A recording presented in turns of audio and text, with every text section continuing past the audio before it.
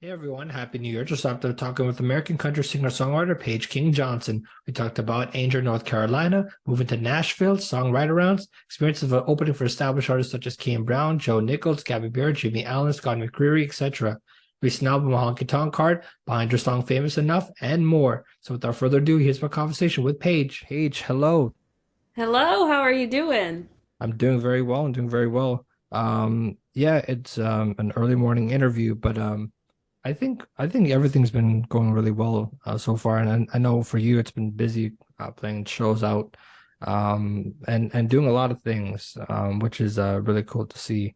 And I don't know how to pronounce your hometown. Is it Anger, North And Carolina? it's Angier. Anger. There you go. Okay. Because I was kind of confused on that because it has Angier. That's right. And I thought it was Angier, North Carolina. But do a lot of people get mixed up with that? Yes, I can maybe count on one hand the amount of times people have gotten it correct, so it's fine. You're in the majority. No worries, no worries. Yeah, I mean, you've had a pretty musical household, I would suppose, from people like Patsy Cline and Tammy Wynette and those artists. Talk to me more about that. Yeah, my family grew up listening to a lot of classic country music. That's what my parents were raised on, and that's what they loved. And so that's what played in our household when my sister and I were little. And so that was country music to me. That whole classic era of Merle Haggard and Waylon Jennings and Loretta and Patsy, like you said, that was country music to me. Absolutely. And you wrote a song called Famous Enough. Um and it was so cool to listen to it because I was like this was sort of like a reflection type song, in my opinion. It was kind of you reminiscing about being a little girl, dreaming about playing music like Loretta Lynn. Um Talk to me about how that song came about. Yeah, so this actually was a song that was sent to me. I was not part of writing it, and it's so funny because there can be songs that kind of find you in the universe, and I feel like they were completely made for you, even though you had no part in writing them. And Famous Enough was one of those songs, and so uh, Pam Tillis actually sent me this song. I've been working with Pam for a few years, and she knew that I was working on a record, and she had heard this song and thought of me, and so she sent it to me. And I immediately, as I'm listening to it, I'm like, oh my gosh, like this is my story down to a T. And then I realized that a couple of my songwriting friends that I tend to write with a lot were actually writers on this song. And so it really did kind of make sense that those ideas and just the melodies and the kind of a song it was really did kind of fit me. And it's one of my favorites. Absolutely. And you moved to Nashville in 2015, and then you went to Belmont University to study music. Was that sort of like the intention behind it was, I would suppose, like obviously you're trying to get a career out of music, and studying in different universities is a way to really establish yourself. Would that be accurate? Well, yeah, so my I got a music business degree, which was super helpful for me as an artist. And, Nashville is full of all kinds of different people throughout the industry that, are there to lend a hand and help and all that kind of stuff. And so when I moved to Nashville, that was my first goal was get there, right?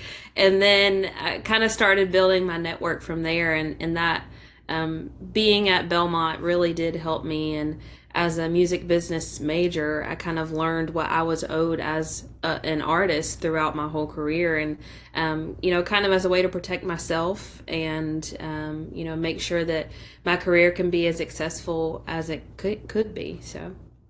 Yeah, that's absolutely understandable. And I mean, we were just talking about earlier about your fascinations with Patsy Cline and Loretta Lynn, and you talked a lot about the storytelling aspect of it. Would you say that your songwriting abilities comes from that storytelling sort of influence? For sure. I mean, the way that country music tells stories and relives kind of different instances in life is what made me fall in love with it. I love I love that my job as a songwriter is to walk into a room every single day and be able to tell somebody else's story, or to be able to recount something that's happened in my life. And I think that that's why country music is so relatable and reaches so many people, um, is because it is telling, the whole, it's telling everybody's story in some way, shape, or form, whether they're falling in love, whether they're breaking up, whether they've lost a loved one, whether they're cooking in the kitchen, whether they're riding down a back road, whatever. I mean, it can tell a whole range of people's stories in just 3 minutes. And so I think that, country music as a whole is kind of a universal genre because of that. And I love that. And that's so interesting that you were saying that because I was talking to another artist just a couple of days ago, and I was asking her about, do you believe that country music is three chords and the truth? Because Alan Jackson says for him it wasn't three chords and the truth, it was three chords and a prayer. Um, do you believe that country music is three chords and the truth?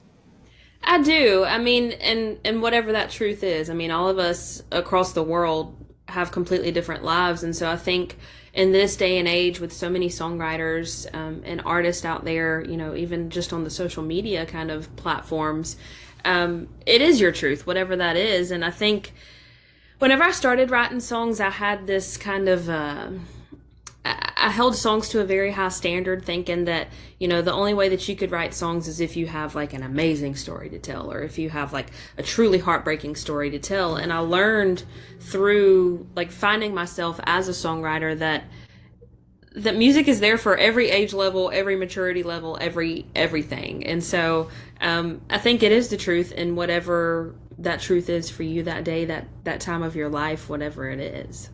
But do you feel like when you play songwriter rounds with different people and different artists, do you feel like that also influences the truth aspect of your songwriting? Well, yeah, too. And right, when we sit down to write songs, we're not necessarily writing our truth that day, but we're writing somebody's truth out there. And it could be that we've picked up, a story or a line or two while we were listening to somebody else tell a story that had happened to them. Or it could be something that we've seen on the TV or heard on the radio or something like that. And so it is a truth somewhere out there in the world, right? And I think it's kind of beautiful that as songwriters, we aren't necessarily telling our stories and recounting our whole life every single day, but we're able to kind of reach somebody through that story. And I remember watching Ben Haggard. I think it was I forget what it was. He was talking about his dad, Merle Haggard, and he was talking about his song Mama Tried, and he says, Mama Tried was sort of this simple, simplicity at its best. And Merle was, even if he was at the lowest point of his career on stage, he knew that he had to play for those people that worked their hard-earned money to see him. Yeah. And do you believe when you play your songs out and you play in concerts in front of people, do you feel like you're sort of channeling that aspect of it?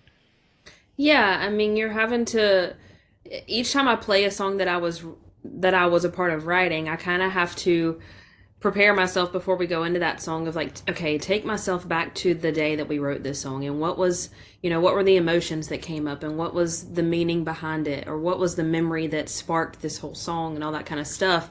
And you have to kind of channel that, because what's coming into you and then going out is then going to everybody else. And so people aren't going to be able to connect the song unless they can kind of feel those emotions coming from you, right? And so even if it was in the case of, Merle singing Mama Tried, at that point, that was everything in him, and he was just trying to share that with the people in the audience. And um, I think that's a huge responsibility for us as entertainers and artists, is that we have to get in front of these people and share these stories and bring back those emotions every single time, every night.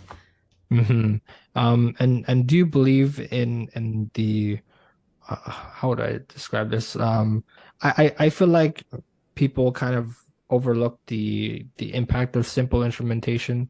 And I really do. But I think for you, when you strip it down just to a guitar and your vocals, do you feel that that resonates more with people than any other type of performance? Yeah, I mean, big productions and all that kind of stuff is great, and it sounds great for radio, and it's cool to do music videos for, but at the heart of the song is, what is the melody and what are the words? And so I'm very passionate about whenever I write songs, I don't want any tracks playing. I don't want anything. I just want myself and a guitar, myself and a piano. Because if a song can't stand by itself just with simple instrumentation and, one voice carrying it, then I don't really think that there's a reason for writing it, right? Because, the purpose for music is to kind of be a healing mechanism or, be something that bonds people together. And if it can't do that all by itself, then what's the purpose of, adding all this extra stuff? And so there's a reason for, places like listening rooms and, really intimate shows and stuff like that is because people can get to the heart of the songs and the message. Absolutely. And you've had experience playing out in different areas. You went to play the North Carolina State Fair, Bluebird Cafe, Listening Room Cafe. But I think a lot of the places are sort of the popularity of Nashville is sort of Third and Lindsley. Is sort of where people kind of just play their music, and that's where a lot of people go to. But where would you say where would be your favorite place to play? That's a hard question. That's like asking what's your favorite song you've ever written. I mean, I've played some really cool places and some bucket list places.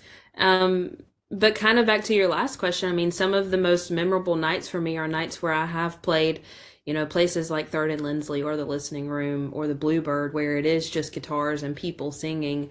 Um, and that is sometimes when you get the best reactions and the most meaningful reactions from people. Um, so I don't know that I can't pin it down to one place, but I'm so grateful for, every single show and every new place that I do play. Absolutely. And let's talk about your album, Honky Tonk Heart. It's full of really cool honky tonk swinging songs. Talk to me about the creation about that album. Yeah, I mean, Honky Tonk Heart is full of mostly songs that I was a part of writing with friends of mine in Nashville. Um, and then a couple of outside songs, one of them being famous enough that we talked about earlier. And I was very adamant about with this being my first album being put out as an independent artist. Um, I wanted this to kind of set the tone for who I am as an artist and as a songwriter, and what people would kind of associate me with. And like I said, I was raised on all that honky tonk kind of music. I was,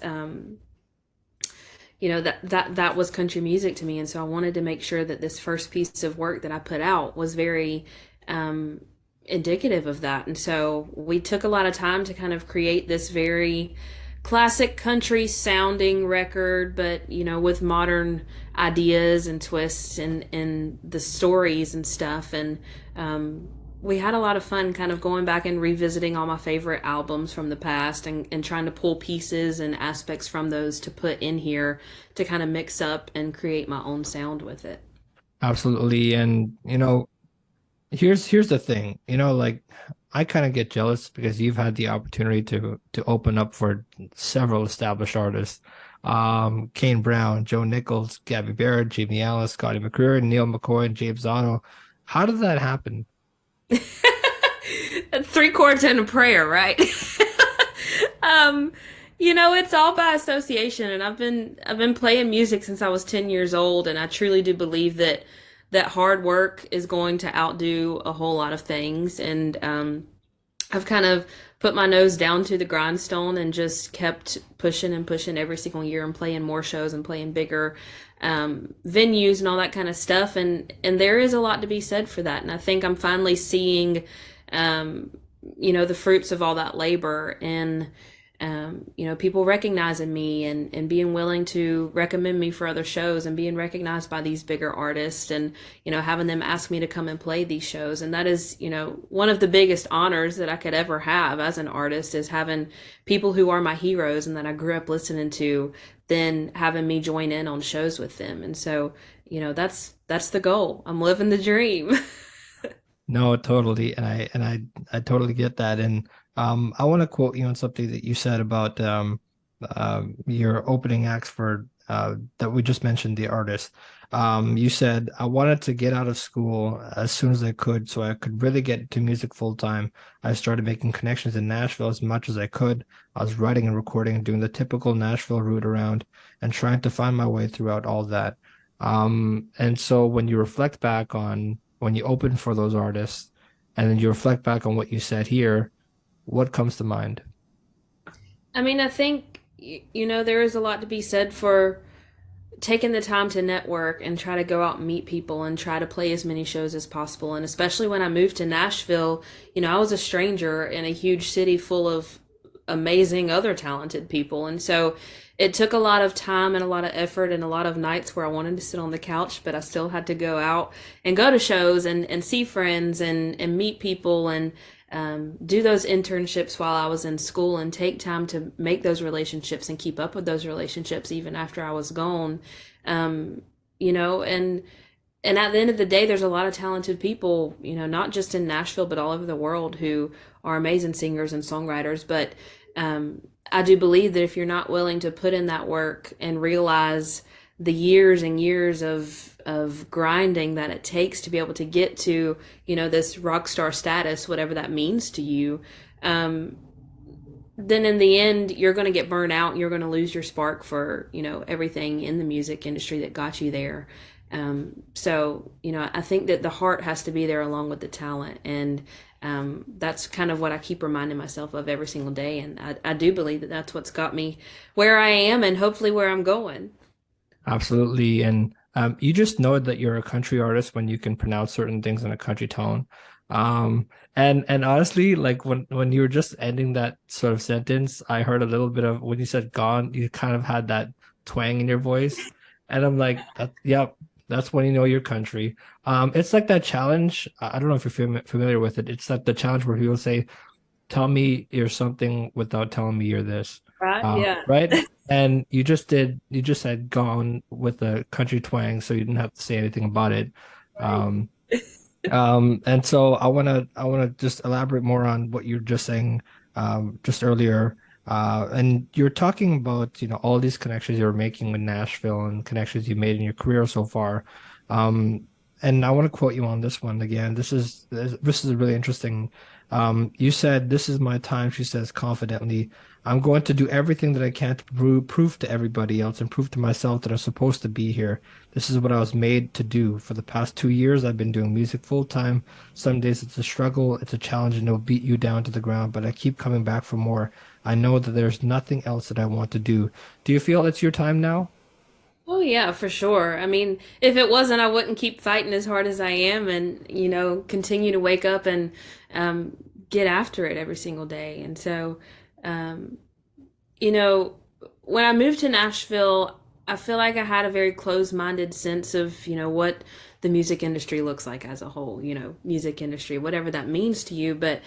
And I thought that there were only spaces for, the Carrie Underwoods and the Miranda Lamberts of the world, these big superstars. But I quickly realized that there is so many other spots, within this whole industry for artists like myself to kind of start out and then rise, keep rising to the top where those amazing artists are. And so, 100%, I believe it's my time. And I hope that in 10 and 15 and 20 years that it's still my time, just in a bigger and better way.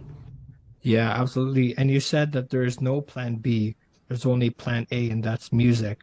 And I like the determination because, a lot of people can have two different plans that they have set up for their whole life. And, like I think the people who say like, if you really want a career, you don't have a plan B.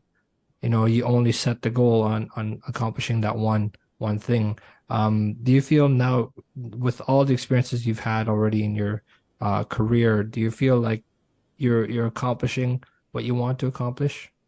Absolutely. And every year comes with new, goals and aspirations for everything. And it's kind of crazy. I am very much so a list maker. And so towards the beginning of each year, I'll kind of write down, these would be, attainable goals. These would be amazing goals if these happen this year. And it is kind of crazy over the last few years of, doing music full time that I have gone back and reflected on those and seen like, okay, yeah, I marked off those attainable goals, but even some of those very lofty, like high goals have come to fruition and have happened for me, just in now, 3 full years of doing music full time. And so that truly is a blessing, and it's kind of the fuel that keeps the fire going for me. Absolutely. And as we're wrapping up here, I want to ask you about, and I've asked this to so many people, and we've gotten so many different perspectives on it. It's a challenging question, and I want to challenge you on this one. Um, so when you get to heaven, if you were to play a song with anybody who's already there, who would it be, and what song would you play? That's completely easy. Loretta Lynn is forever and will always be my number one. Um, and I always play "You Ain't Woman Enough" by Loretta. I love the raw honesty in that, and the truth that came from it, in the storytelling of it. And so, that would number one. That would be it. Yeah, I totally get that, and obviously that was clear that you made in your song "Famous Enough." And as we're gonna wrap up here, I want to ask you about um, how do I really ask this? Is if there was anybody that you could collaborate with, any dream artist that you could collaborate with, who would it be? Mm. Are we going dead or alive or just anybody? Let's go with Alive right now. Um, I don't know that I can do one answer. I'll give you two answers. George Strait would be amazing. And Miranda Lambert would be amazing. Yeah. I'm a huge fan of George Strait. I have like a lot of his t-shirts. Yeah. The one that's I think I have like most of his Cowboy Rides Away t-shirts, which is really cool. Awesome. Um You could probably get a lot of money for those one day. I do have the red one, his farewell tour, and then I Uh-huh. have the one with the little big town on the back. Okay. And then I have the one his actual farewell show, his last show at the AT&T Stadium. Yeah. So I have those ones. Miranda Lambert, I also really love The House That Built Me. Yes. Wow, it's such a great song. And I kind of sing them all around the house as well. It's just so cool. Um, and here's another challenging question. My last question to you. What is the most powerful, most out of body experience in music? Mm. That I've ever had? Yeah. Oh gosh. Mm. There's been a lot, because music can speak so many different ways. Probably the first time that I ever like heard my songs recorded and coming out of speakers like in a studio in Nashville, Tennessee, was probably one of the most like hard hitting reality moments for me as an artist and as a songwriter, and just like the chills that came over my body of just kind of realizing like, holy cow, Paige, like you're making, dream one come true, and now let's go into two, three, and four. So that was probably pretty high up there. Yeah, for sure. And what's one thing you've been told that you'll never forget? Oh gosh, there's a lot. My dad and my granddad both are just full of all kinds of little nuggets, and um, something recently that I've kind of been remembering, is that my dad and my grandpa both used to tell me never forget where you came from. And as a kid, I don't really think I understood the multiple meanings of that. But as I've moved away from home, and as I've kind of not gotten famous by any means, but become more in the public eye, that is something that is very true of the literal place where you came from, and your family that you came from, and the people that kind of got you where you are. I think that is a really important thing, because people can kind of lose themselves in whatever industry, whether it's the music industry, whether it's anything. You can lose yourself, and I think staying grounded in that is very important. Yeah, for sure. And well, we've come to the end of this interview, but thank you so much for chatting with me. Thank you for having me on. I Well, appreciate it. Well, to the listeners who made it this far into the episode, thanks so much for sticking around. I hope you enjoyed my conversation with American country singer-songwriter Paige King Johnson. You can connect with Paige on social media through Instagram, Facebook, Twitter, YouTube, and or TikTok. To help support my show, please feel free to share it with family, friends, or social media. You can find my podcast on all podcast streaming platforms. I've been your host, Jigme Kelsang. Thanks for tuning into the show.